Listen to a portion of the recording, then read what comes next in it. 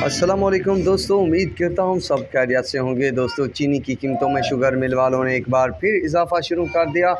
ताज़ा तरीन रेट से क्या हैं तमाम शुगर मिलों के, तो वो आप सबके साथ शेयर करने वाला हूँ। तो बहलाल शुगर मिल 17,700, जोहराबाद 17,850, खैरपुर 17,400, बांदी 17,375, रानीपुर 17,370, शाहताज 9 सेल है, दरिया खान 9 सेल है, अलमोइज़ 1 17,480, अलमोइज़ 2 17,400, 75, चश्मा 1 17,525, चश्मा 2 17,500, मीरान 17,375, बाजरा रहमान आजरा 17,375, अंसारी 17,375, टंडोला यार 17,375, चैम्बर 17,375, लार 17,375, बावानी 17,375, degree 17,425, army 17,450, JD 17,320, united 17,310, Chaudhary 17,350, Siddharth 17,325, Suraj 17,400 रुपये तक शुगर मार्केट्स में रेट हैं।